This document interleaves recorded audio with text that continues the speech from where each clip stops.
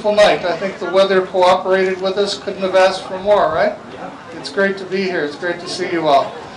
We are in the process of starting our redesign, redevelopment, reimagination of the Housing Authority properties. This is exciting. We've been at this for a while, and tonight's the first night that we've invited all of Hoboken to be with us. So we'd like, before the end of the night, your comments. We'd like your understanding of what we're doing. We want to be able to have you understand our process. We want to be able to continually come back to you while we do this process. Tonight we've got some information for you. You can come and see this, folks. I hope you got some as you walked in. We've got some refreshments, water if anyone needs anything, water, some Gatorade, if anyone's starting to feel bad about anything like that. We've got restrooms in our library building. In our library building right here, we've got some restrooms. And we've also got restrooms for those of you that know our 411 community building. The restrooms are open in there. If you need any help with anything, please reach out to one of the staff. We're all here to help you if there's anything you need during the course of the meeting. I'd like to welcome some of our distinguished guests, I think, starting with Councilman Ramos is here with us. Thank you for being here. Always a great supporter of us. Any other of the council members that I'm missing that I just didn't zero in on? They've been very involved in the process. We're glad they're here.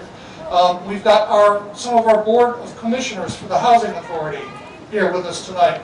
We've got Commissioner Reyes, Commissioner Lewitt. You guys say hello to everybody. And, they're guiding us through the whole process. I'd like to introduce our Torty Gallus team. We have brought together a team of some of the best planners in the country. To help guide us through this process, we knew we needed people that were experts in the process. We've got people that are working with us on a daily, weekly basis that have done thousands and thousands of public and assisted housing redevelopments, thousands of units, hundreds of projects throughout the country. They're some of the preeminent names around the country. We've got our Torty Gallus team, who is leading us in the planning process. We've got our enterprise partners that are working with us on this process. And what we're going to do tonight is show you where we are so far, and how far we've gotten, and where else we need to go on the road to completing our process and actually transforming our properties. Our properties are 70 years old. They need redevelopment. They need rehabilitation. And what we're talking about here is how to do that and how to accomplish that. And not just do the plan, but be ready to get out of the starting gate and actually make this happen. I think with this team we can. We've been on this road for a while now. We've been meeting with different stakeholders throughout Hoboken. We've been meeting with some leaders. We've been meeting with our resident advisory boards, our police, our first responders, nonprofit organizations, clergy, and our residents. If you remember, in August we had a large resident meeting, all to get input on what folks would like to see. What folks would like to see when the Housing Authority is made new, when the Housing Authority has changed into a Housing Authority that's ready to meet the challenges of the next 50 years. Not saying where we were over time, but what we're going to do over the next 50 years, so we can guarantee that each and every one of our residents has a place to live for the next 50 years.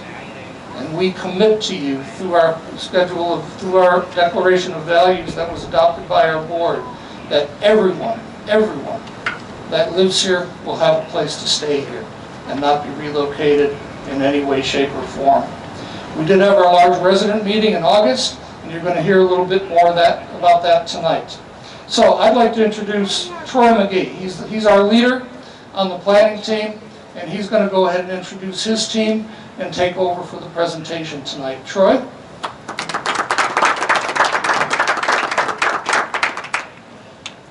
Well, good afternoon, everyone. I'm glad that you could come. Afternoon. Good evening, everyone. Good evening. Let me just make a quick adjustment. All right. So I'm glad that you were able to make it out this evening. Good to see everyone. Again, my name is Troy Mcgee, and I'm with Torrey Gallison Partners. And if we can go to the next slide, because we do have a wonderful team. We have you that will be participating with us. Also, I just want to mention, we also have the firm of Hire, Gruhl and Associates. We have Susan Gruhl, she's with us. John Berry. And then we also have the Communities Group as another team member that we have, that's Jaime Bornabe. And then I would just like to go back and just introduce a few other Torrey Gallus folks that have joined me. Brian Tomeno.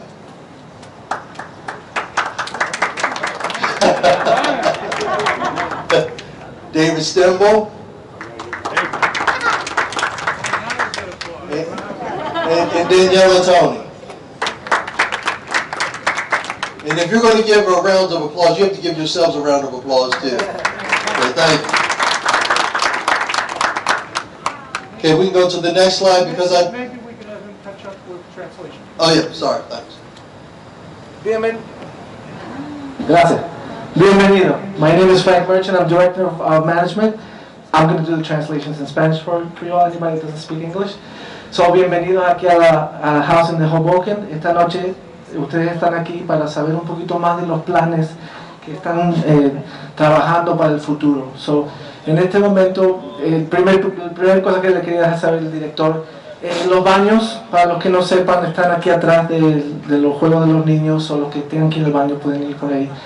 Esta noche, conforme vayan introduciendo, yo voy a ir haciendo la traducción para cada una de las pantallas que ellos enseñen. Yo sé que ya la mayoría de ustedes han estado aquí o estuvieron aquí la vez pasada, pero ellos tienen un poquito más de información sobre los planes que han hecho y hacia dónde van a ir. Conforme si ustedes tienen algunas preguntas o ideas, ese es el propósito de esta noche, de poder conseguir de ustedes sus puntos de vista, cualquier información, conforme ellos van haciendo sus diseños para que ellos puedan coger las sugestiones que tiene el público, porque esto es una cosa que es a través de todo el mundo junto a la idea de todo el mundo.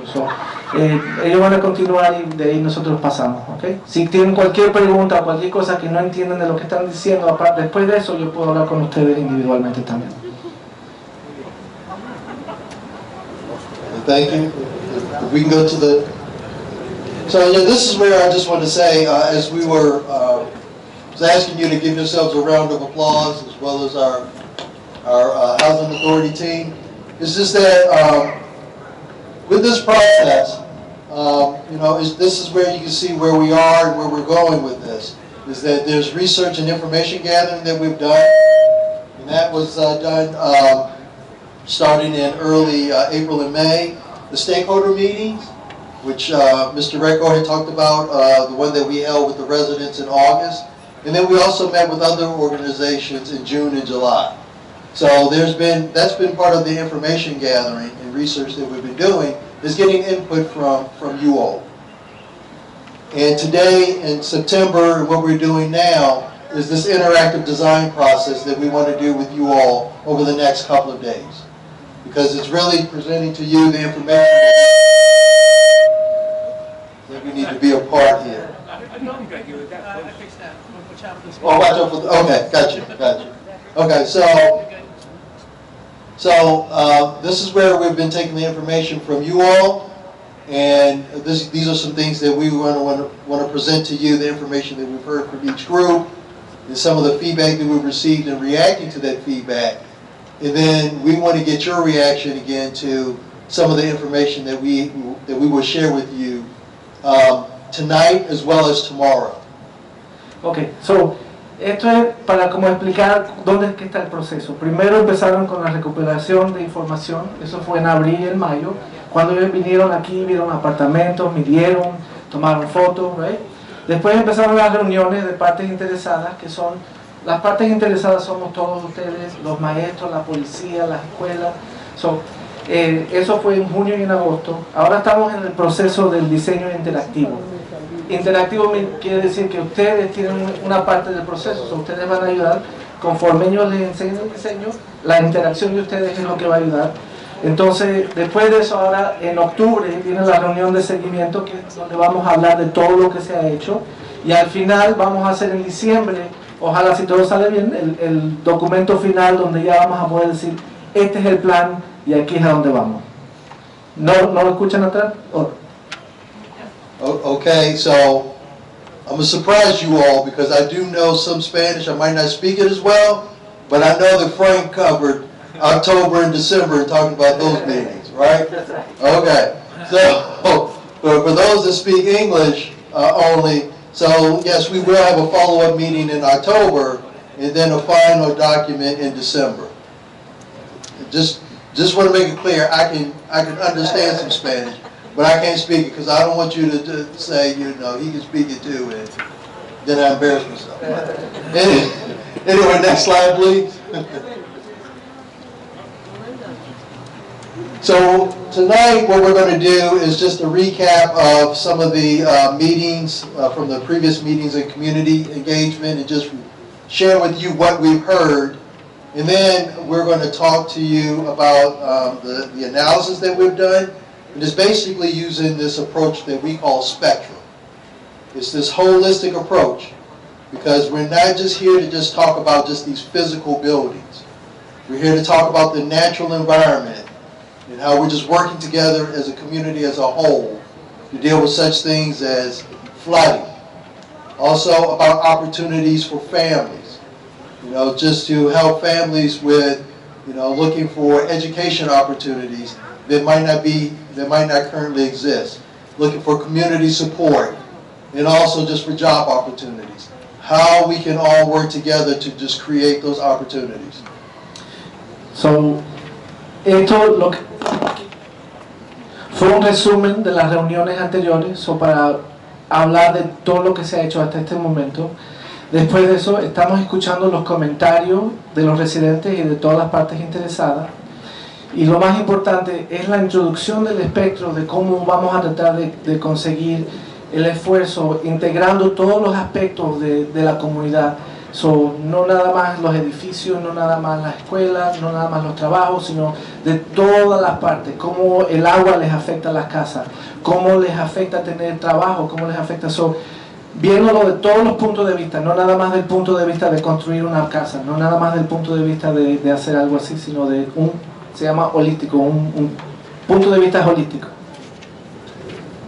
And then we'll have a question and answer period where we just want to hear from you, and then we'll wrap things up tonight. Now, one of the important things that we're going to do tomorrow is as part of the feedback that we heard back in August from the residents, was this whole thing we heard from anywhere from renovate the buildings only to we heard folks saying tear down the buildings and build everything new. And so one of the things that we will share with folks tomorrow is looking at those opportunities or looking at these scenarios from doing renovation to renovation and some possible additions in certain areas where we can do them, to looking at all new. To share with you and get your feedback on those things. Hoy lo que estamos buscando es las preguntas y respuestas de las cosas que han preguntado hasta este momento.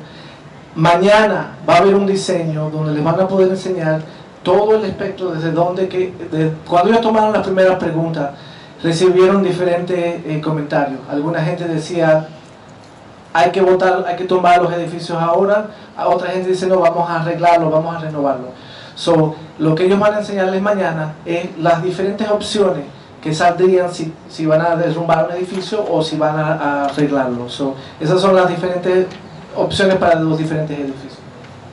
And so we will be here all day tomorrow. So we will also later on in the presentation just show you the times that we'll have available for people to come and just join us and have conversations with us. Mañana vamos a estar aquí el día entero, diferentes horas, o si pueden venir en la mañana, en la tarde o en la noche para que puedan participar en ese ejercicio. Thank you. Next slide, please. Okay, now I would like to introduce one of my colleagues and co-leaders, Susan Gruhl.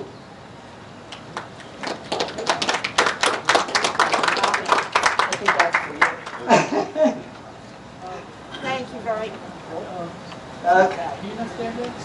Oh, I can't stand there. Oh my goodness. Okay. How about that? Is that good? That works. Great. Thank you. It's great to be here and it's good to see you all. Last time we were here, it was like 95, 100 degrees. So this is quite a change. I'd just like to go over a couple of bits of information that we have on the slides. That one in particular is the Housing Authority has developed and adopted some development guiding principles in June of this year that are very important, and I think that they're being handed out. If you have not had an opportunity to look at those, you can also find them on the Housing Authority's website. Sí. So, uno de los primeros pasos que ellos hicieron fue poder tener principios rectores del desarrollo. ¿Qué quiere decir eso? Conforme van a hacer el desarrollo, si ellos no tienen unos principios que ellos puedan seguir, entonces no tienen esa guía fija, right? So, el 10 de junio, la Junta de Comisionados decidieron y aceptaron estos principios rectores de desarrollo, y ellos lo van a pasar ahora para que todo el mundo lo vea. Okay, and these principles are something that we are aware of and we will be using in the course of developing our options. Can we have the next slide? Great. And as we're going through this process, obviously we would also look at what Hoboken, the city of Hoboken, has done. And we are aware of several of the planning documents that they have adopted recently, one of which is the 2017 Green Building and Environmental Sustainability Element, the 2018 Master Plan Reexamination Report, and the 2018 Master Plan Land Use Element. Sorry if I wasn't speaking into the mic. Lo que dejé cuando ya estaba en el otro slide era que cuando ellos están haciendo sus diseños, ellos van a incorporar esos principios de desarrollo. Cuando usaron esos principios de desarrollo, esos principios también son principios que la ciudad de Hoboken ha estado usando y que ellos ya han aceptado y tienen diseñado desde el 2017-18, que es el diseño. Ese es el diseño que ellos han aceptado, que tiene que ver también con el desplazo del agua, que tiene que ver con qué es lo que van a hacer con la tierra disponible en Hoboken, cómo van a construir, y el otro es qué van a hacer con el agua, porque yo sé que el agua es un problema bien grande en Hoboken, el desplazo del agua. Cualquier construcción nueva tiene que tener los principios que están aceptados por la ciudad de Hoboken, no solamente por Hoboken Housing Authority, sino por la ciudad de Hoboken, para que sea más fácil que todo pase. So this is part of our due diligence in terms of looking at documents that may be very helpful in terms of framing what we ultimately do. The next slide, please. And not surprising, probably most of you know the Housing Authority properties. This is a map that identifies the six properties and the number of units in each one, a total of 1,354 units. The intent and the goal is that all 1,354 units will be preserved or redeveloped, and that's a very important principle that's part of the Housing Authority guiding principles, as well as something that we take very seriously in the course of this process. A través de el Housing Authority de Hoboken tiene 6 distintas propiedades. El total de las unidades que están en todos esos lugares son 1.354. Esos principios de desarrollo, el principio del desarrollo número 1 es que todas esas unidades, 1.354 unidades, van a estar disponibles o van a ser rehabilitadas en el diseño nuevo. Next slide, please. And as we've spoken about, we all believe in a very important component of this whole process is stakeholder engagement and speaking with you and speaking with stakeholders. We've met with, and this is just a summary of what we've done up to now. City officials, we met in June. The Resident Advisory Board, we met in June. City Council, we had a meeting with them in June. Community leaders in June. We were very busy in June. Education leaders in July, nonprofit leaders in July, and the Housing Authority residents meeting that we had August 11th. That's when it was about 125 degrees out here. But just wanted to identify those stakeholders that we have met with.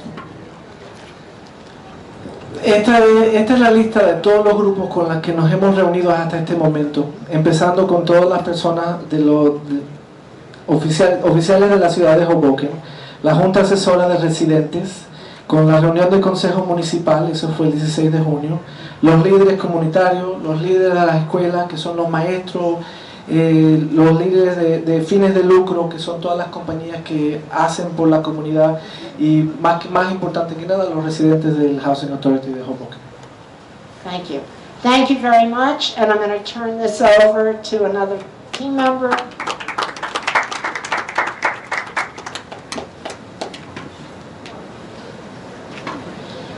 Good evening. When we last met with you on August 11th, the most important component of that day was when we broke up into groups and we had a chance to talk with virtually all of you. There were 165 very distinct questions or comments that we recorded on the big flip charts that day. We took those comments very seriously. We took them back to our office. We photographed the boards and we transcribed all the comments. Next slide, please. Una de las cosas más importantes que pasó en el evento pasado fue que tuvieron la oportunidad de hablar con toda la gente que estuvo aquí. Se dividieron en 4 grupos. Hubieron 165 preguntas individuales que fueron apuntadas y que fueron notadas. Y parte de eso es lo que nos va a explicar cuáles son los resultados de esas preguntas. Thank you. We analyzed the comments. The largest group, 38%, had to do with the site and buildings and your concerns about the quality of the units, the space, the units, the upkeep. So the biggest number of comments, over a third, had to do with the site, the building, and the units. The next largest group is community and supportive spaces. 27% of the comments and questions had to do with the community rooms, spaces other than your apartments, the grounds. The next largest group at 15% were what we collectively refer to as the big picture questions. Concerns about relocation, concerns about the timing of when this will all happen, concerns about what will happen to your rent, and concerns about the issue of no displacement that is in the principles governing this work. So, después de que ellos tomaron todas sus preguntas y lo analizaron, lo que se encontraron fue esto. La pregunta que fue más popular de todas las preguntas hechas fue que ¿qué es lo que va a pasar en este sitio específicamente? ¿Qué va a pasar comunidad? Problemas que tienen en su unidad en este momento. Y todas esas preguntas que tenían que ver específicamente con lo que tienen en este momento. Esa fue la pregunta más grande. Después de eso fue espacios comunitarios, preguntas que qué van a pasar con espacios para los niños, para la familia, y qué vamos a hacer con ayudas para inundaciones. Después de eso, el 15% fue a preguntas generales como diciendo, ¿qué nos va a pasar a nosotros? ¿Vamos a perder nuestra unidad? Si nos movemos, ¿nos van a reubicar? Si nos reubican, ¿qué pasa con eso? Eso fue el 15%. Y después de eso fue preocupaciones sobre seguridad, y entonces al último, estacionamiento y movilidad fue la parte más pequeña. Pero uno de las preguntas más grandes tenía que ver con específicamente su unidad. Thank you. I want to also mention that there were comments that had to do with mobility, accessibility, and parking. There were lots of comments that had to do with security, and there were comments that had to do with the impact of the flooding and environmental concerns. And just because we have put these into categories, and some of the categories are larger, doesn't mean that any one category has more weight. This is our taking, in effect, listening and showing that we're listening and understanding the biggest concerns you have, but we understand that all of these issues have to be addressed. So, lo que él quiere dejarles saber es que lo más importante no es el tamaño de cada parte, sino que escuchamos sus preguntas, escuchamos lo que los tiene preocupados y que nada va a tomar precedente sobre otra cosa. Todas son cosas que van a utilizar en su diseño y cuando tomen su decisión. Next, I'd like to introduce Brian Tomeno from Tortigalis, who will talk about one of the techniques we use for addressing these comments and concerns. Brian?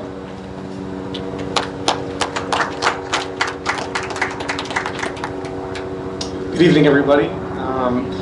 So we talked earlier about, Troy mentioned the spectrum as a way we like to organize our design process and explain it to you guys, and it's a good way to everyone to kind of contribute and interact with it. But, I'm going to go through it again. I did this at the residence meeting, but I'll do it again quickly. There are three major categories: the built environment, the natural systems, and people. And within that, there's these subcategories: shelter and form, energy and resource, mobility, and then the natural systems, it's ecology, water, as in stormwater management or flooding issues, and food management. Where you are getting your food, where you're growing your food. And then people is obviously the most important one. How is a project affected by and can affect the economy, education, schools, local traditions, and most important maybe is health and happiness of everybody, including the people, the residents, including the neighbors, the whole community. Next slide. Oh, sorry, Frank. Como les estaba explicando, que todo el diseño, una de las formas de empezar el diseño es por dividirlo en un espectro de categorías. Y las categorías más importantes que ellos utilizan es el número uno, es el ambiente y los recursos que están alrededor de ellos. O sea, todo lo que tiene que ver con la casa, todo lo que tiene que ver con la arquitectura, con la estructura, todo lo que tiene que ver con basura, materiales que se utilicen, la energía, destinaciones como qué vamos a hacer, hacia dónde va la gente con la movilidad, hay transportación, hay manera de llegar al tren, a los autobuses, hay manera de parquear, los sistemas naturales, que es la ecología, el agua y la comida, como la geografía, como la hidrología y como la comida que crece, cómo afecta los sistemas naturales alrededor de nosotros, y más importante, la última categoría, que es la gente, la economía. Si hay tiendas, hay negocio, hay servicios de economía, si hay educación, si hay programas para iniciativas y cosas y recursos para dar información, tradiciones que tienen que ver con religión, si hay costumbres religiosas o si hay costumbres de recreación y más importante que nada, los valores de la calidad de vida y la felicidad. Poder llegar a un momento donde la gente se siente feliz a donde vive, que eso es lo más importante, que ustedes se sientan feliz y que sus vecinos se sientan felices. And so we took the feedback that we heard already from the stakeholders and especially the residents meetings, and there were those 6 categories, that we kind of sorted them in. And you can see they kind of fall within these categories. Some of them do overlap and affect each other, but this is a good way to kind of think about it, and a good way that we can start to provide strategies to address some of the concerns and goals and visions that we are hearing. So, ellos lo que cogieron, las preguntas que ustedes hicieron y las preocupaciones que ustedes tenían y las pusieron en esas 3 categorías. So, ustedes van a ver que las preguntas que hicieron coinciden ahora y fueron repartidas en las diferentes categorías para poder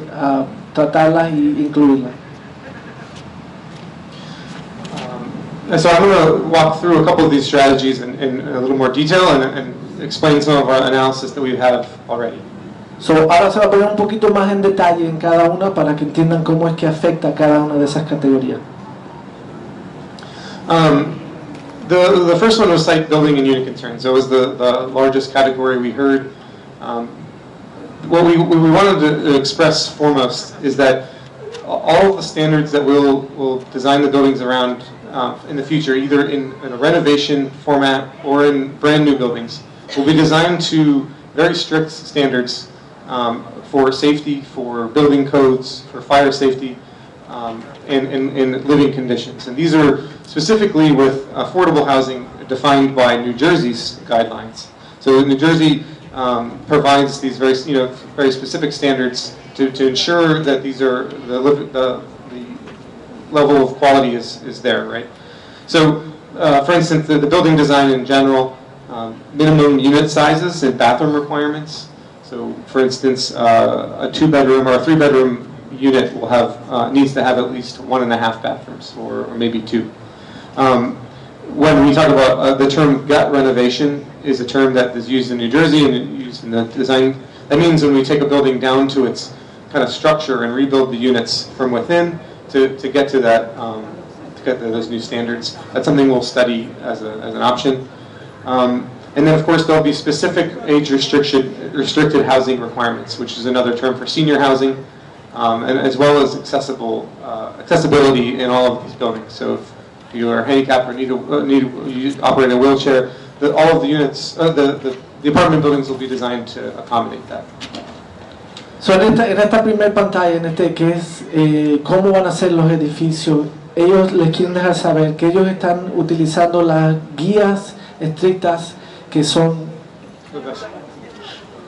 de New Jersey, que tiene que ver con cuando ellos van a hacer su diseño. Si ellos van a, por ejemplo, usar 2 cuartos de dormir, entonces habría un baño y medio o 2 baños, si es un 3 cuartos de dormir, que son cosas que en este momento, desafortunadamente, cuando ellos construyeron, ellos hicieron los diseños con las leyes que habían entonces. Ahora estamos con los diseños ahora, que todos los diseños, ya sea nuevo o si van a derrumbar todo hasta nada más para empezar de nuevo, siempre van a incluir las cosas que tienen que ver con seguridad, con accesibilidad. Algunos de los lugares van a ser restringidos por edad, como para senior living, y algunos de los otros lugares van a ser diseñados específicamente para que si van a empezar de nuevo usando la estructura que está ahí, que van a usar todas las guías nuevas que existen ahora. We're going to have a specific question and answer period at the very end, so we can get through this. So please, thank you for a question, but we'll wait till the end. Thanks. Next slide. So one thing we look at is the neighborhoods as a whole. So these are the red borders here are the kind of the boundaries of the housing authority property. So on the top window here is kind of the main campus that includes Andrew Jackson and Harrison campuses. And then you can see Monroe Gardens and Adler Gardens, the 2 senior buildings that we'll be looking at as well as Columbus Gardens, which is a few blocks outside of what we call the main campus. And one thing I just want to talk about on this slide, and that you can actually see, we've put some maps up, and we'll have a lot more maps to look at tomorrow and talk about, is how different the housing authority, the buildings are compared to the rest of Hoboken. They are different shape, they're different size, they address the streets in different ways. And sometimes that can provide problems with safety, problems with the community in general kind of blending together a little bit more. So we're looking at different ways to help that in the next visions of these designs.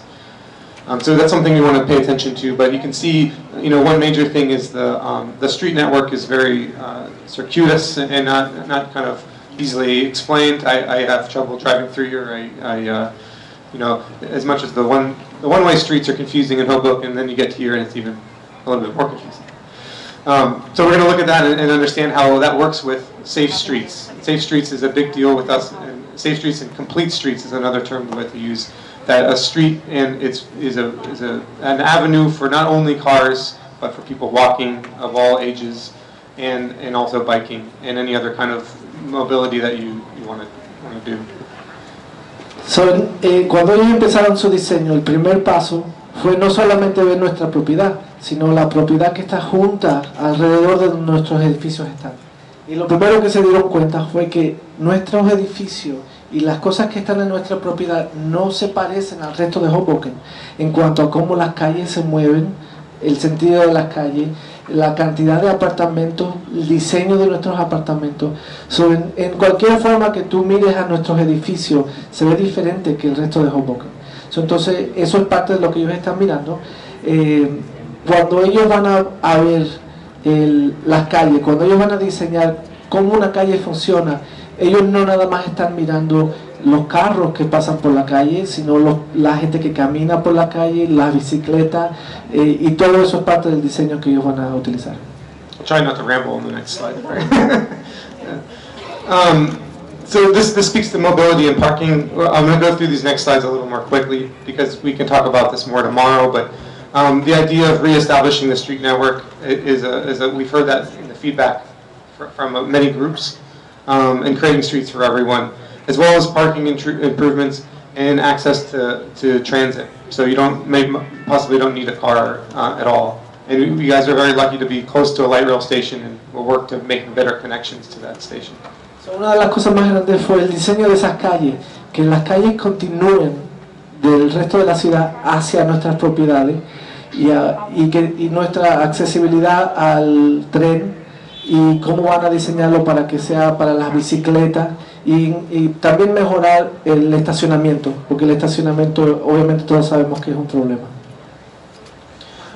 The next slides talk about the street network that we've looked at. As I said earlier, as you all know, there's almost overwhelmingly the entire city of Hoboken is a grid except for the Housing Authority property. And the grid works really well for creating a walkable city. It's a very good scaled city to walk. You have blocks that are safe that you can kind of understand where the next intersections will be. And then you can see in just the real quick, the red dots here indicate where streets kind of dead end or stop. So we're looking at those opportunities to maybe continue making new blocks if we approach this as some new buildings. Otra vez lo mismo, hablando del sentido de las calles y que las calles puedan continuar desde el principio de la ciudad hasta el final de la ciudad. Encontraron algunos lugares donde las calles terminan, que son los puntos rojos, que van a tratar de encontrar oportunidades ahí a ver si eso se puede cambiar también, pero que parte de eso no es nada más hacerlo fácil para caminar, pero que te ayuda a una persona que está caminando en una ciudad predecir dónde está la próxima esquina, dónde está la próxima parada, y también lo hace más seguro para toda la gente.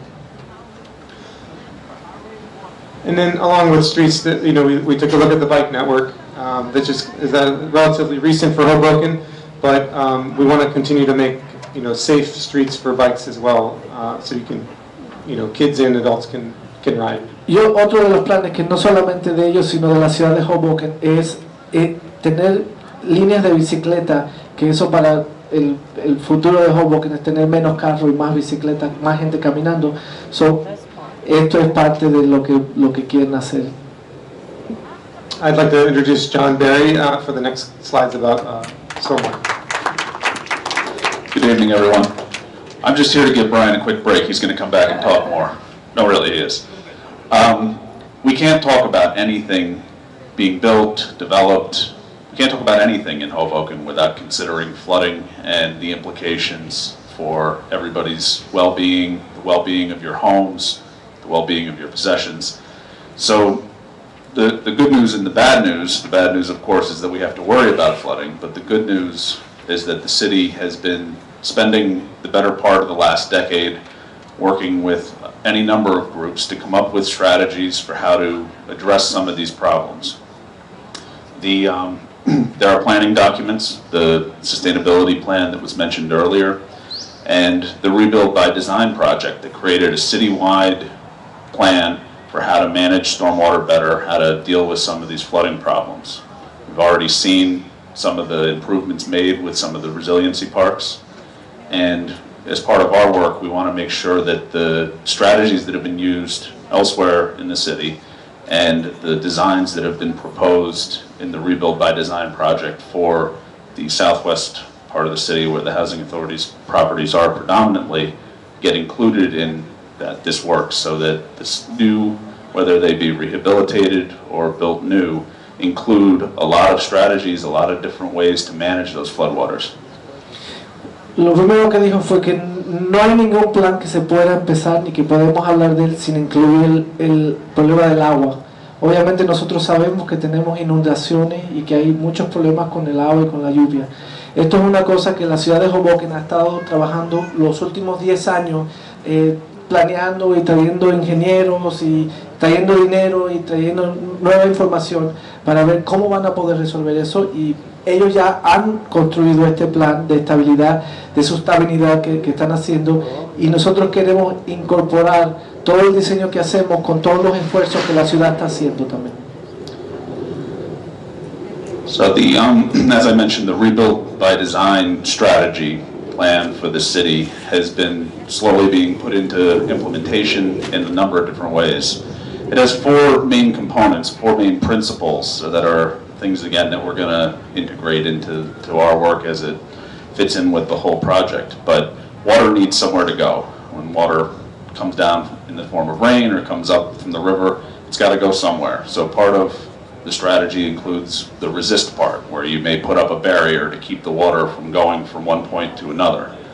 You have delay and store, which kind of go hand in hand. When you have very little grass, mostly concrete, asphalt, building roofs, using strategies to soften those, give the water somewhere to go, be held for a little while, and then released in a slower, more sustained way rather than rushing all at once. So those are the ideas behind the sustainability parks that have been built in the city. There's great big tanks underground that hold that water and allow it to store somewhere until it can be released slowly and safely. So that's the concept behind the Rebuild by Design project and behind what we're going to try and incorporate with the work that we do to make sure that the future housing authority properties are as resilient as possible to flooding. El desarrollo por diseño tiene 4 partes principales. El agua siempre la estamos tratando de contener o de aguantar o distribuir. El primer paso sería resistir el agua, por ejemplo con paredes que la puedan resistir hasta cierta altura. Detener el agua, de que se tenga un lugar a donde esperar. Por ejemplo, no tenemos muchos lugares donde tenemos pasto o hierba que pueda aguantar el agua. Aparte de eso, ellos están buscando tanques. Cada vez que hacen un parque, ellos ponen los tanques debajo, eso sería otra parte. Y la descarga del agua, que es cómo podemos mandar el agua a ciertos lugares después de que la cogemos con bombas. Pero todos esos diseños juntos son los que son parte del desarrollo por diseño, parte de Hoboken. Now I'm going to, pass it back to Brian. Thanks. Thanks, John. So just getting into the people category again as our final category. One thing that came up out of the comments was, a very important one is safety. And there are ways that we can design and rehabilitate these neighborhoods to make them more safe through some principles. There's a term called crime prevention through environmental design, which is an established design process that we did not invent, but we utilize. But some of those principles are eyes on the street, right? So the street is kind of the main thoroughfare. Putting a lot of windows helps people kind of keep an eye on the street and collectively. Public versus private space, establishing the fact that people have front stoops that they can take care of and sit on and enjoy and know that that's their space and they can take care of it. Natural access control is another kind of direct walk-ups to units right out from the outside instead of having to go through a building. Pride of place is kind of a broad one, but it's a great one. I think there is a lot of pride here already, and we want to hear more about what everyone loves about this community and capture that. And then something as simple as appropriate lighting levels. This is a very well-lit tent as an example, but sometimes lighting can just make things feel a little bit safer and provide that level of comfort. So Una de las partes importantes obviamente es seguridad. Una de las formas más fáciles de prevención de delitos a través de diseño ambiental es ojos en la calle. Si hay ventanas, si hay manera de que la gente pueda ver de sus apartamentos hacia afuera, fácil, van a tener los ojos en la situación. Si hay orgullo en el lugar, tener un lugar donde se sienta que es su propio lugar, lo mantienen bien. Iluminación. Cuando hay buena iluminación, menos se puede esconder. Entre mejor luz haya, es más fácil ver lo que está pasando. The next two slides I'll do together, and just we can summarize in the second one. But the idea is that community space and supportive services was something we heard a lot. We heard it from a lot of kids, right, that want a place to go after school, that they can do their homework or have fun, both indoor and outdoor. So we, as well as other critical community services that might not be as close as they could be to the people who need them in Hoboken.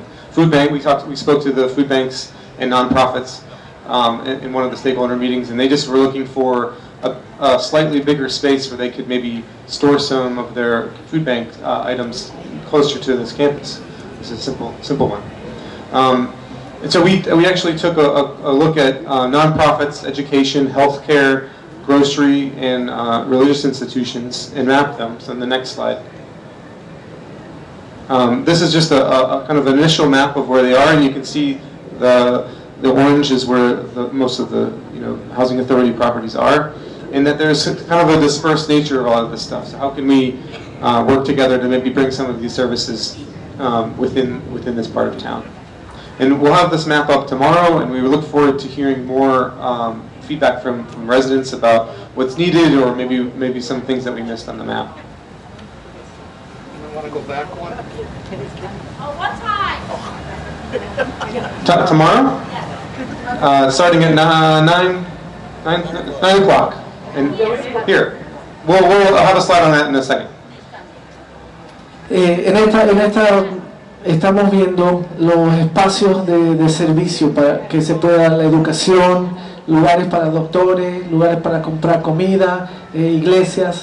Cuando ellos miraron eso y vieron el mapa, vieron que muchos de los servicios y dónde están, eso es parte del mapa que va a enseñar ahora, a dónde están y cómo podemos envolver a todas las personas que ofrecen esos servicios para que los traigan cerca a donde nosotros estamos y que sea parte del diseño. Y aquí ustedes pueden ver, y van a poder pasar a verlo de arriba, dónde que están las escuelas, dónde que están los hospitales, dónde que están las tiendas.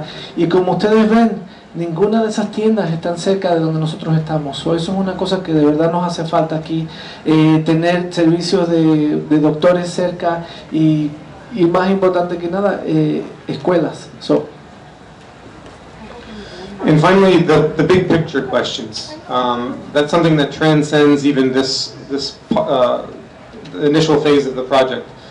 Questions about design, phasing, transition during the construction or renovation and construction, and then big picture items like relocation or preserving the amount of units, things like that. So we wanted to just state that we're going to be as transparent as we can with you, and then this is a long-term process that the Housing Authority is committed to that feedback as well, and that interactive process with you throughout the whole process.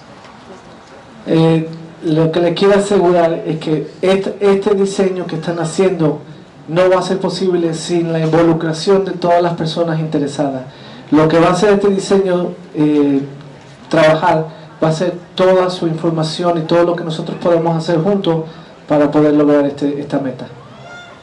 Thank you very much for your patience with my portion. We're going to hand it over to Troy for a quick discussion about the next couple of days, and then some questions and answers after that. And thank you. I got some questions.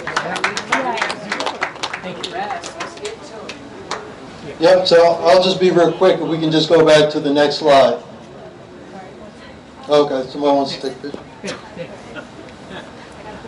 Okay, so just a quick recap. I'm going to be real quick. For tomorrow's events, some people were asking about what time we'll be open on the field, just to really have discussions. or just continue our discussions. You have 9 to 11:30 a.m. and then you also have 1:30 to 3:30. And then we have a follow-up meeting where we all just want to get together as a group from 6 to 7:30. Okay, so 9 to 11:30, 1:30 to 3:30, 6 to 7:30. Estos son los horarios para mañana. Mañana por la mañana van a haber dos horarios, de 9 a 11:30 y de 1:30 a 3:30. Eso va a ser, cualquier persona puede pasar para hacer preguntas. Y después a las 6, de 6 a 7:30 es donde van a informar de toda la información que ellos recuperaron y a decirles a dónde es que estamos y cuál es el próximo paso. I also just want to note that you can drop in anytime, even during these other periods. I mean, the thing that just really focus on is that from 9 to 6 or 9 to 7:30 we will be here. Okay, so there will be some exhibits that you can want to take a look at. There will be some places where you can leave comments, so that again, it's just trying to present or have every opportunity for you to, so for us to hear your voice and give us your feedback. So with that, I want to thank you for your patience, but I do want to open it up because I know folks have some questions that we just really need to discuss right now. So, lo que quiero dejarles saber es que pueden venir a cualquiera de esos tres horarios. Estamos aquí el día entero mañana. Hagan sus preguntas, pasen, que eso lo que nos hace falta es que se involucren. Okay, questions, please. Okay, is it okay if she goes first? Okay. My question is, I'm not quite understanding this because I would say about 6, 7 years ago, our other director, Carmelo Garcia, he came up with a blueprint, showed us everything, okay? And he brought it to the board and it was denied, okay? What makes it a difference between now and then? It could have been, this all could have been done already had the board, the housing board, and the city council approved it. What's the difference? I mean, I can't understand this. They want to buy out and buy the movie out so they can make a main. No, but I gotta look. Okay, did everybody hear the question? What company you work for? I work for 20 Gallus Apartment. You all work together? We are all working together as a team. What company are you? You're not a government. No, we're not a government. Come help. And you're not coming to help, you're coming to buy out. We're not coming to buy out, sir. Now, No, we say we're going to move it down to an answer this apartment. question. How much? Let me translate her question. How much is the rent for an apartment that you're going to say you're going to give us? Are they going to be the same prices as the project? Tell you what, let's answer her question. Let's answer her question and we'll answer yours. Let's answer her question. Okay? So our next question. You guys are wasting your time because we're not going to sign nothing unless it's in paper to prove that you're not trying to get rid of it for you to keep this so-called to make a mansion out of it for you rich people. Say it again, sir. Reagan signed the paper, not rent control. That's why there's million people living in the street. Because you people keep raising the rent anytime you want.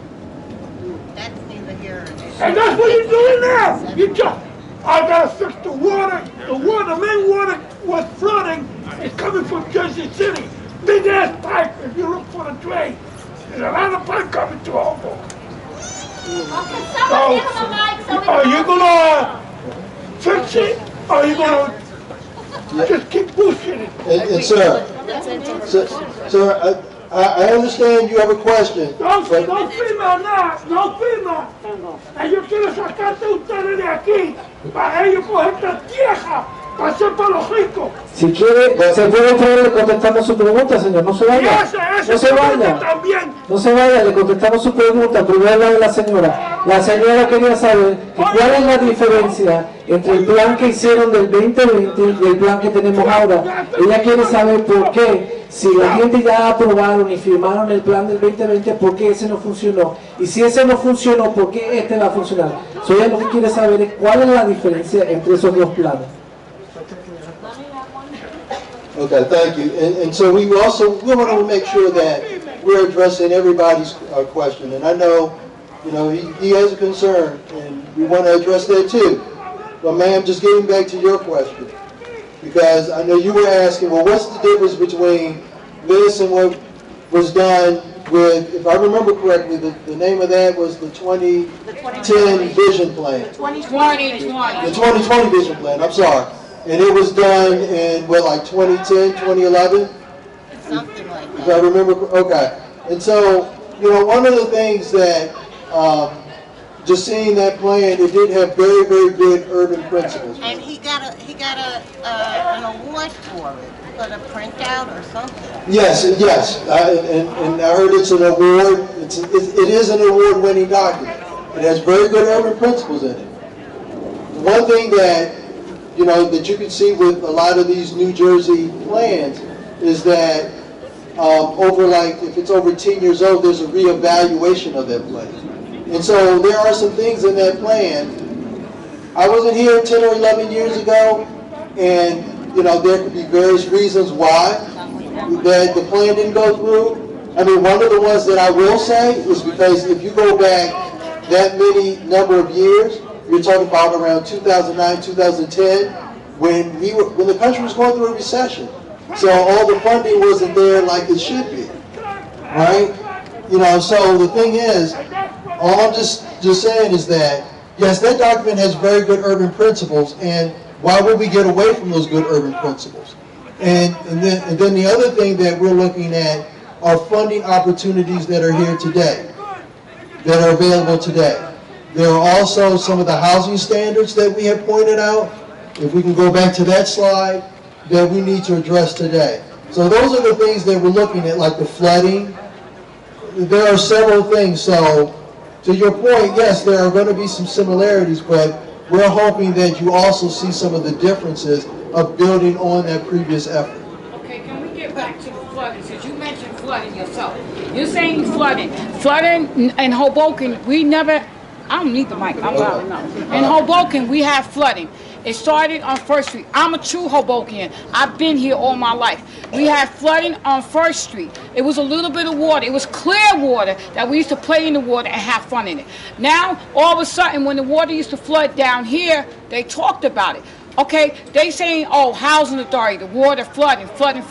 But yet, they caused the flooding because you know what? They allow all these buildings to be built. There's pipings that are being replaced, I have seen pipings that they put in these buildings when these new buildings go, when they floor plan for these new buildings and they start working on it. I have seen the piping, the infrastructure is not strong enough for that. You're talking about drilling. So every time we hear all these new buildings going up and that thing going down the ground, boom, boom, boom. Mind you, Hudson River is there.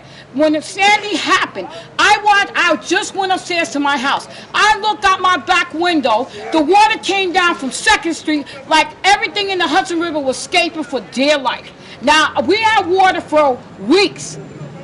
Me, my cousin, and my children. Personally, when the water died down, we had no electricity and stuff.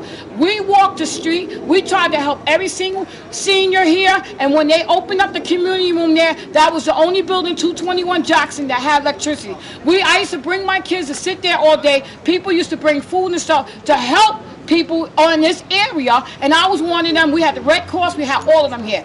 Everybody talk about the flooding. Okay, when it was down here, it was no problem. But when it started going from the beginning, it started in 2008, really. It started, and then when Sandy came, it went from the beginning of Hoboken to the end of Hoboken. But y'all, they're concerned about the flooding, but every time I look around, it's a goddamn building going up, and all we hear is boom, boom, boom. Sinkholes are happening and stuff. But then they talk about housing authority. No, everybody has an input about what goes on in the housing authority, but we don't have an input about any of these new buildings that are being built up here. They don't ask us how we feel about it. All they want to do is destroy us. But you know what? The thing is, they mad because now the flood comes. Everybody get flooded. I have seen people basements here in Hoboken, basements with mud and silt and stuff. Now they know how we feel, how we have to live through that, and then they have to get the nerve and the audacity to think that they have a say-so. Oh, we're on a spot on the map that it looks like it's deserted or whatever, or they don't like when they got to walk down the street. We have, just like we walk the street, everybody else, all types of races I've been watching, walk this project, walk that way to go to the 9th Street Light Rail. I sit and watch every day, all day. And I said, how dare they have the audacity to talk about houses? Yeah, everybody got a few bad apples. Up there's bad apples too. They don't put that in the paper. They don't tell us about what goes on down there. They keep everything pushed under the rug. So I feel like that what's good for the geese is good for the gander. Now, y'all talking about y'all want to do all this. What all these people, I don't know what their concern is, but my concern is I'm a disabled woman. I have to go through so much. Why the hell do I have to sit here and worry now that if I'm going to have a place to lay my head with my 2 children? Because y'all talking about doing all this and that. Y'all got places. We the ones that got to worry about places. I understand. We welcome new buildings and stuff. We want all this nice stuff. But what is the consequences? And I tell you what, if y'all gonna give me something, I want it in black and white. Because when it don't go right, I'm taking y'all behind the court, point blank. And I'm quite sure there's lawyers out there that's willing to take this case. And you know how many people in this project, if they got common sense, do what they need to do now, because we are in jeopardy. You may not think it like that, but I'm telling you, we are in jeopardy. And I need my place to stay. I'm disabled. Unless y'all gonna build some buildings for all disabled people, we are welcome to it. Until then, I want it in writing. I'm sorry, but I'm so upset that the whole Hoboken has a say-so about what goes on in the housing authority, and we yet have no say-so and absolutely nothing out here. Nothing out here. They don't even care about us. Goes on, but beyond Madison and Monroe and up. It's not right. It's simply not right. And I don't blame you guys because y'all got a job to do. Everybody has a job to do. But what I'm saying, when I heard that, when the city looks at us on the map, that's disgusting and degrading because we are human beings. So I worked until I got sick. Unfortunately, certain circumstances that tried to happen in my life that caused me to where I'm at right today. Otherwise, I would have been out here working out of this doggone projects. I want better for myself and my children. But how are we going to do better if they keep knocking us down? And this is all a plan. It was planned for 2020, and I was with that vision because it was similar to what you were offering. But all these parked from the beginning of Hoboken to the end of Hoboken. Who in the world in right mind will put a park where a light rail is at?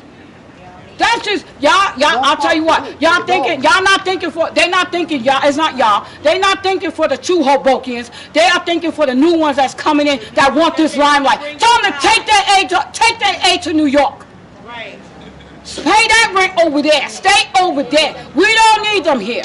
And all these, they worried about bikes, no cars. Where you gonna go? Better, we ain't in a suburb, this is a 1 square mile. I don't understand it. Exactly. I'm sorry, but I had to get that off my chest. No, ma'am, this is the whole point of the meeting, to get things off your chest, and I really appreciate it. I really appreciate what you've said. So one thing I do want to just say first is that we are trying to be as transparent as we can. And so, y'all doing y'all job. I understand that. Y'all got to, and I appreciate y'all, and I'm grateful that y'all, want to help out. It's not y'all, but when it comes to others having say so what's going down here, why don't they stop using y'all as a front end and put they behind in the front end and tell us exactly what they want to do? Don't hide behind y'all.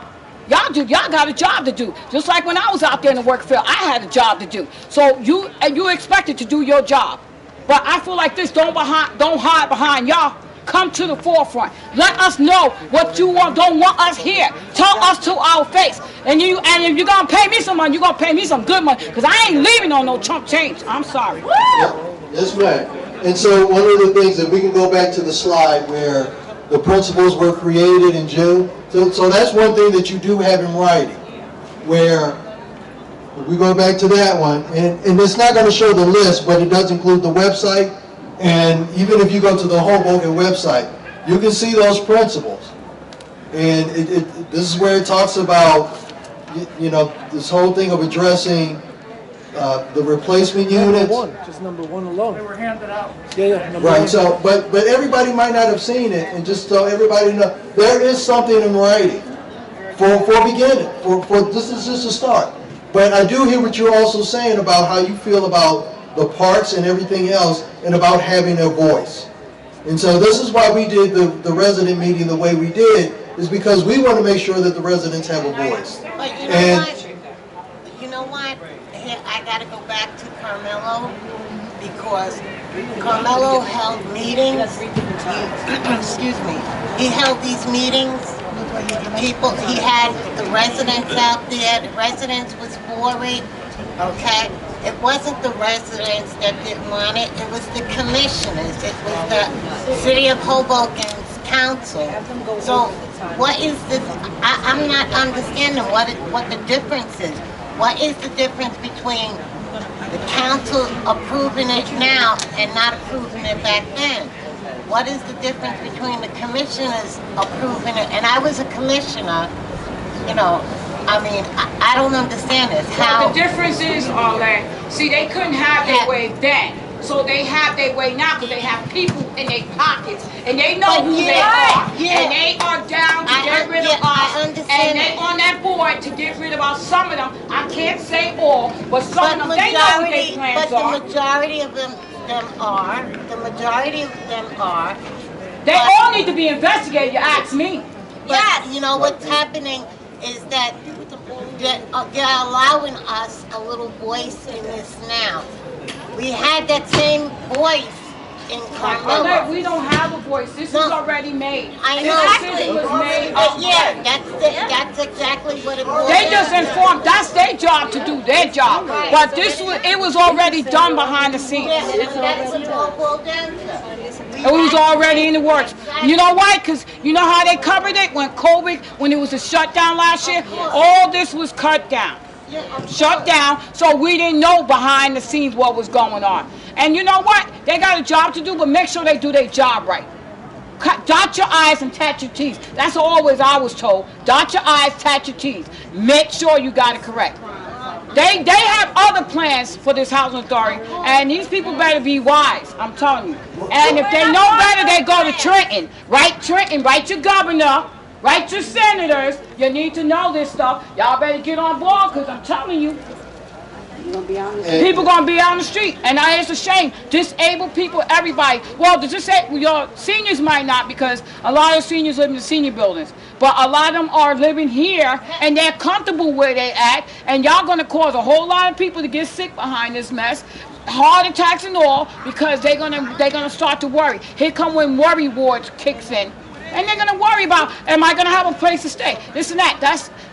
I mean, y'all may not have that worry, but I do. I already started when this thing started. I already had it. Besides other issues I got going on, but I'm being a worry ward because of this. Yes, this is ridiculous. Yes, ma'am. And so, to your point, though, but it is in writing that.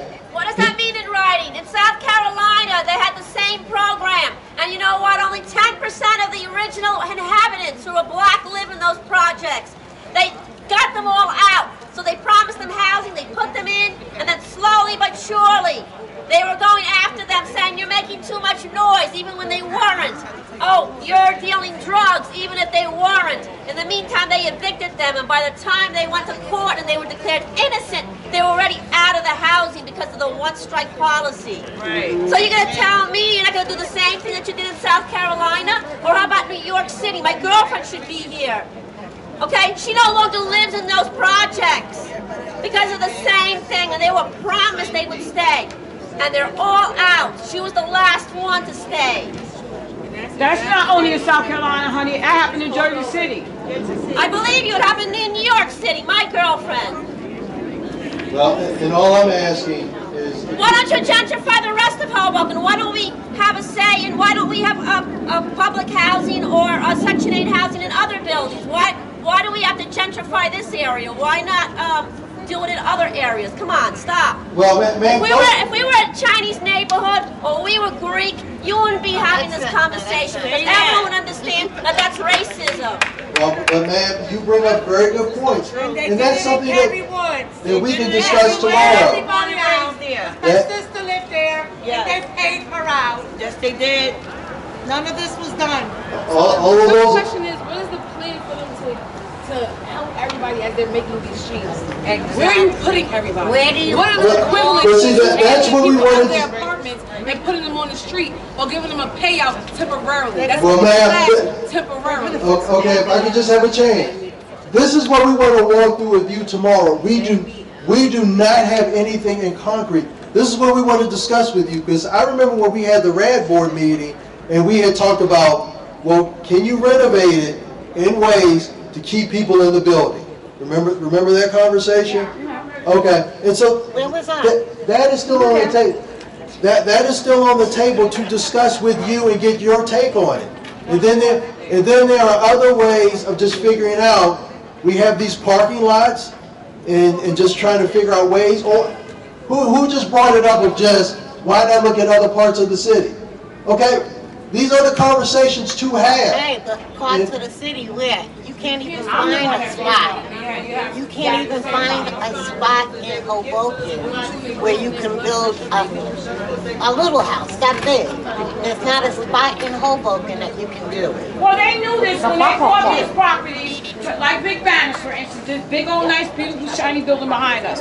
They knew when they bought that property, what they was gonna put up, because it was images put out about it. Okay, so since they did that, oh, it looking nice and pretty on that corner. It did flood when we had the flood. It had a little bit of flood, but it looking nice and pretty. So they want all the buildings. If you notice, actually there is hardly any old buildings in Hoboken. I can't even recognize these buildings hardly when I walk the street. I get lost past 9th Street still to this day.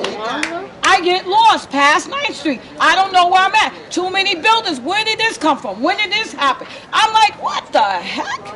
I live here all my life. And I can tell you my age. I've been here 55 years, and I have never seen such absurdity. I tell you. And it is people taking over, and it's fine. I have no problem with them doing what they doing. As long as you respect me, walk down the street, I can walk down the street. But there's sometimes they want to classify us down here. But what about when I walk uptown or I walk up Washington Street, people move to the side because they don't want to walk by me. And they worrying about housing authority. Everybody got to say about housing authority. And they know better than us getting drunk. Who the hell want to get drunk every goddamn? I'll tell you what, from Wednesday night, Thursday night, Friday night, Saturday night, all I see is all these people hitting the liquor stores with all they liquor, and then don't let them be on Washington Street drinking. And as soon as they see a black person, they want to call you nigger and stuff, and then a black person got to defend themselves because they all up in their face. It's just not right. It's just flat out racism. They don't want us here. Drinking and smoking and partying like they want to and do what they want to. Everywhere. I'm sorry, I have a question. Earlier it was stated that there are people that are not from the housing projects that are scared to come down. Like I'm no disrespect, I don't need to everybody's touching it. Right. That's what was stated earlier. Everyone's scared to come down here. My parents go uptown on the weekends just to be entertained by the drunks y'all allowed to walk around. I can't tell you countless times I'm walking my nieces down from 4th Street and we're encountering drunk people, and this is 8 at night when they're leaving the park, pissing, cursing, throwing bottles, but y'all so concerned about us down here. Why? Because of the color of our skin? Because most of the people I've seen up there are drunk, white, or maybe even Asian. They're not black. Or Indian. They're not all black. And they're not even constantly from being here. judged. And that's the main reason, and it's no disrespect, because again, y'all are doing y'all jobs. But we are the focus only because we don't look as pretty as uptown. Right. And it's stopping money. That's what and it is. I get that. It's all about That's business. why I have 2 jobs. Everybody loves money. But at the same time, you can't start this conversation here with no answers for these older people here. And there's no disrespect by calling them older, but they're going to get excited. They're going to get nervous. They're going to go home with concerns. And then they're going to cause health issues that none of you are going to go home and think about at night because you're comfortable living somewhere else. Say that. So you can't start this conversation and get them worked up again? Because I've lived here my whole life. This is not the first conversation. You gotta give them answers. And at the same time, when you think about those answers, when you take it back to your bosses, be realistic. They are older. They can't get these jobs that someone my age can get. They can't even work. They born and raised here. Where are you gonna put them? How are you gonna help them when you take them out of their comfort zone? Well, man, this is where I'm just really trying to get at. If you just give us a chance tomorrow, and if you can attend one of these sessions, we want to just show you how we can do this with an approach that we think, just based on what we've heard so far from the residents, where it just said, one strategy is just renovate this, and like I would say, we had the conversation of, there's a way of renovating this so you don't have to relocate people. There's a way of doing that. What's so different about tomorrow that you can answer today? Because this conversation today shouldn't have happened if you don't have answers tonight. Okay, well, I'm sorry for that. It's just that it's really empty because, as you stated earlier, no one trusts what you guys are trying to develop here. Because there's no security for the people that actually live here. No one's going home at night to think about what's going to happen to the people you're putting out. You're going home to think about them checks that you're going to get from doing this development. Nobody's really going to go home and think, oh, well, what about the woman she stated that's going to be out with her kids because she can't afford to move where you might place them? Well, man, only reason why I'm saying that it didn't happen tonight, because this is why we have all day tomorrow. It's a longer conversation of working things out with people and just showing them these options of just saying, you know what, because we don't have, see, you're saying the answer, and we're trying to work with you to answer, to give you the respect, so that you are helping with coming up with the answer, with coming with the solution. And the only thing I'm just saying is that when somebody asks, in one of the meetings that we had, when we were talking about the previous meetings, one was, how can you renovate a building without relocating people? And that was a conversation we had. In a matter of 12 to 48 hours, you think you're going to come up with an answer that can protect and supply everyone in this project? Well, what I am saying is that within 12 to 48 hours, or even tomorrow, it's us having a conversation and working together to talk about the strategies. That's what I'm saying. I'm saying give yourself and give us the opportunity. This is where we're saying you have that voice. Instead of us just saying, you know what, this is the solution. Because how is that fair to you? Because of everything that you just said, things that we need to consider, that we may not be considering. So we want to take everything that you have said tonight, in addition to the other previous times, and sit down with you and just work this out. That's what we're trying to do. What's going to be best for you. So let's say in a matter of 48 hours we have this discussion, we come back to the round table in a matter of the end of the week. When do you guys plan on starting this redevelopment? Because there's got to be a date at some point amongst the conversation amongst you guys that you're going to execute regardless of whether we like this or not. Right here in the meeting in the ball field with you. Okay, so that's a very good question. So the next step will be, once we come up with the shared vision, let's just say a solution, an idea, right? Then it has to be, we're going to have someone price it so that we understand how much it actually costs. Then it's actually coming back to you and just saying, this is how much it costs. These are some of the things, just, you know, maybe some scenarios, some phasing to prevent relocation, right? What do you guys think about that? Because, like we said, it's a long-term process. It's not something that just happens overnight.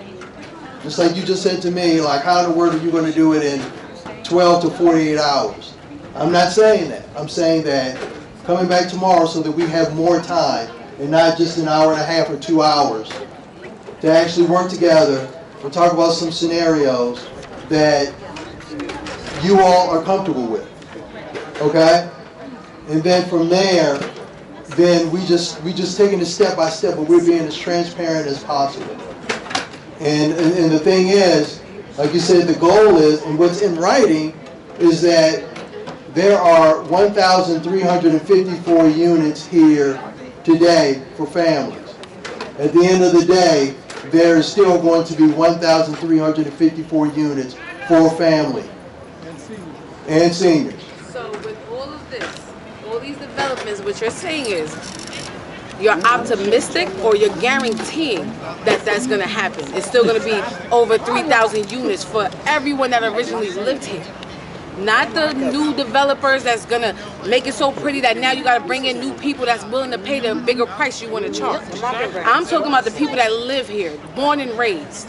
Because my mom lived on 5th and Jackson. I have family in every single one of these buildings. And not just, oh, we grew up together, we're cousins now.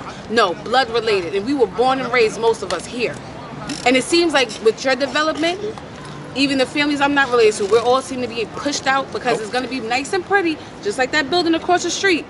And I've worked in those buildings. And big banners. You're not asking for something that's simple and cheap. You're asking for something that maybe someone my age that works on Wall Street or has a beautiful job on Times Square can afford. I don't want to interrupt you, but probably most of you know me here. I'm a city councilman and I'm a commissioner, Michael Russo. I could guarantee you, I could guarantee everybody here that there has never been one conversation about displacing any single resident that's currently in the housing authority. Not one. And there's no way I would ever let that happen. I lived here my whole life. I played down here with my friends who grew up here. That's right. I spend every year here with my family. My son comes down here every night and practices football. There's no way that I'm going to let anyone be displaced. It's not going to happen. So as far as, excuse me, you could scream all you want, but let me just speak.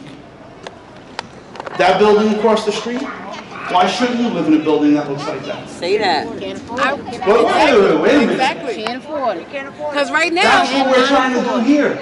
We're trying to make sure that you can afford it. There's a lot of people here. That you're not going to be displaced, but you're going to have a brand new building to live in, or at least, at the very, very least, a brand new renovated building. The shell may be the same, but the inside of that building should be to a higher standard. That is what I, as a commissioner and a councilman, is trying to achieve with this project.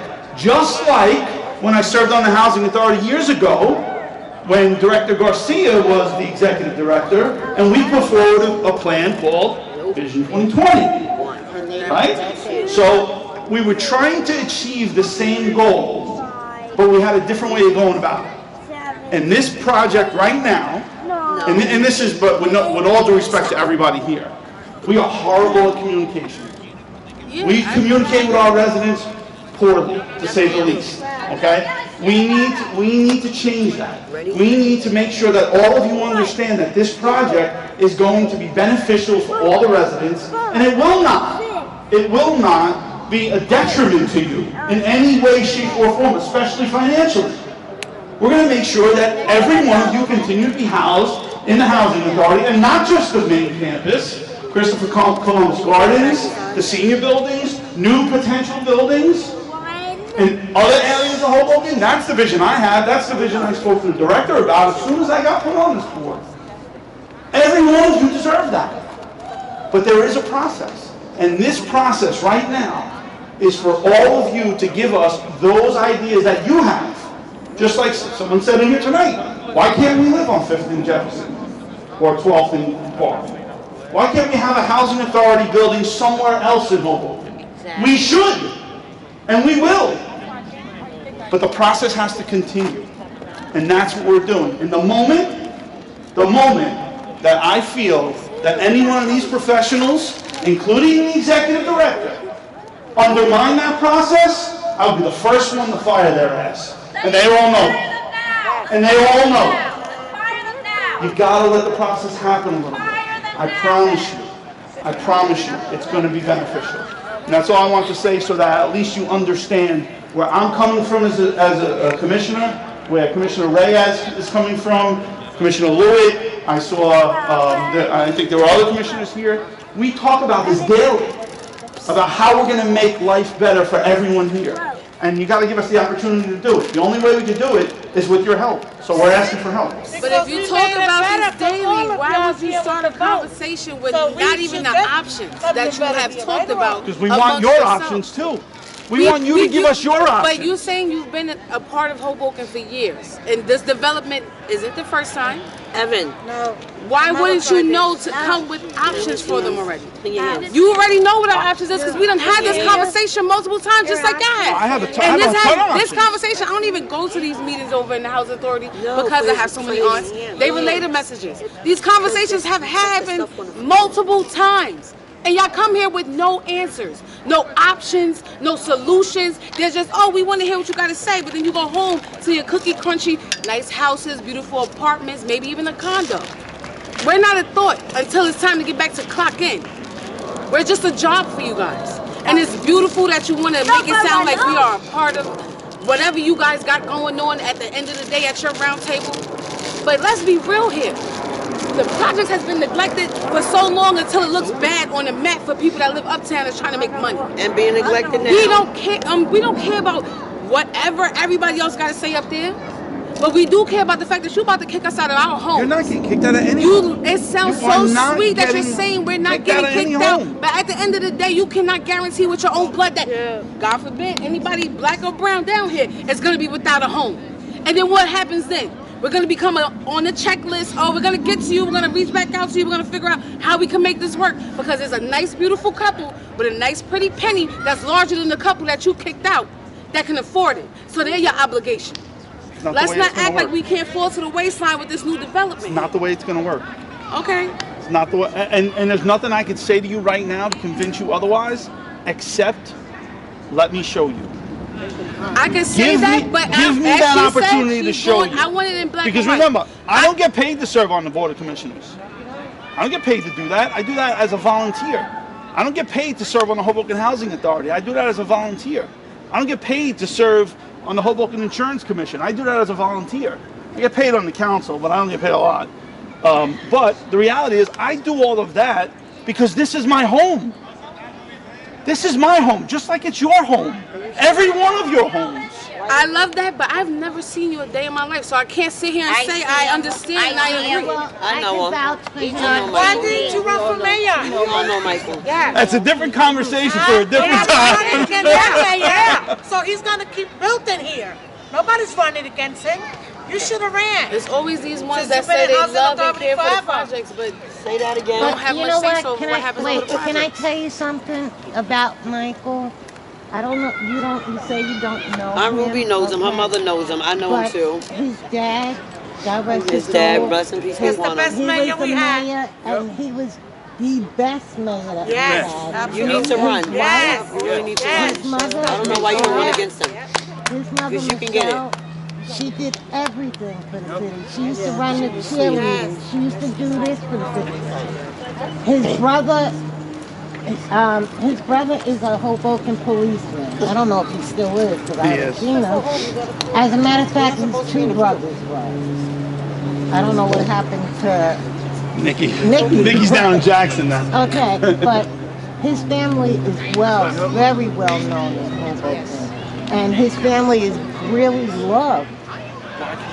People call Michael. You took the words out of my mouth. That live down here.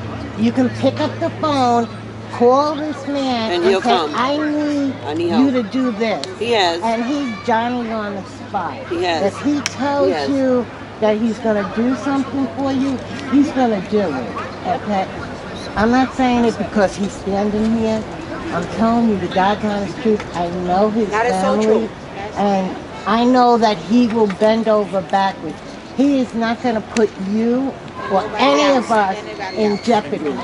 As long as those eyes are open and he says that he's going to see to it, trust and believe. What he said is the truth. So if y'all have so much faith in him, I do. saying y'all do. Yeah, I do. Yep. Y'all trust him to oversee them redoing these buildings and making sure nobody get put out?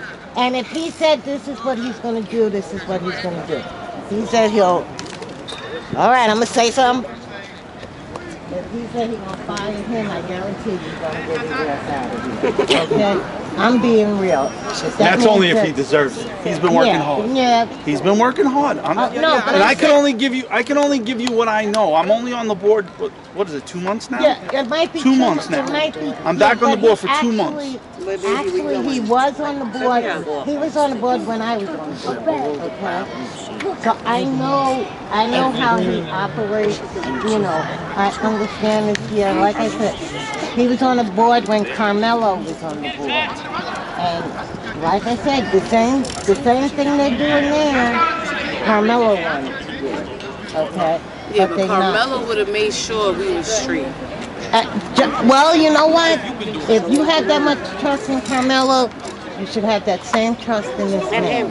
And that's the God's honest truth. I'm not telling you something just to say it. I'm telling you through my heart because I know his family. And anybody you walk in Hoboken and you ask, did you ever know Mayor Russo? Oh, he's this, he was that, God rest him. And his name is all that, I'm telling you. Councilman, is that off?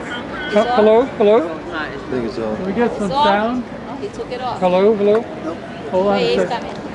His life is still a legacy. That's right. Hello? Now you're on. Am I on now? You were for a second. Am I on now? You gotta sing a rap song. Am I on now? Okay. Thank you. This has been good. I'm with, and I know you don't know me now, but Arlette knows me somewhat. Right? We've been down some roads together, and I can testify that this board, to a person, is out to protect your interests.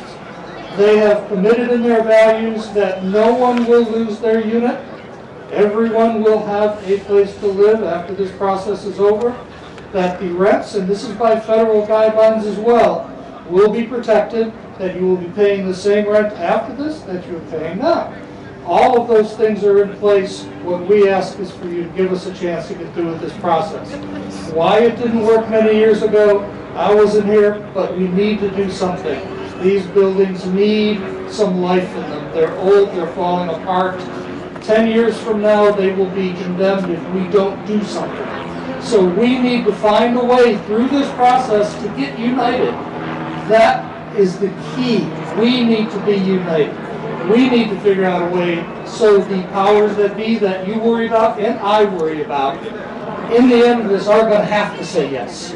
Because we need to make this a quality living environment for everyone here. I've been in this business for 35 years, 40, getting old, and I've been committed to quality housing, and we're going to continue that commitment. So I invite you all, just drop in tomorrow, even if you have a half hour, even if you have an hour. Drop in, talk further. This is good. Let's get our feelings out. Let's get our commitments out. Our board is committed to everyone having that place to live. Our board is committed to everyone having affordable housing. We need to find a way to be united and complete this process this time. Whatever failed last time, let's not fail this time, because you deserve the best housing in Hoboken. So let's continue it. Come and see us tomorrow. It's late. I think it's time we said goodbye. Barbara. I appreciate and I respect all of you. Thank you for coming. Stop by and see us tomorrow. Starting at 9. Starting at 9 o'clock, there'll be the morning session, and then there'll be an afternoon session. Stop by and see us. You'll see a lot more information. Come and see us. Thank you so much to everyone. I'd like to a special thank you to the sound guy, Sasha, wherever Sasha is, and Sasha. Thank you, Sasha, and my staff. I didn't mention my staff earlier. They've been here working really well, and I appreciate everyone that stayed and made it happen. So hopefully we'll see you all tomorrow. You will. She wanted to ask you something.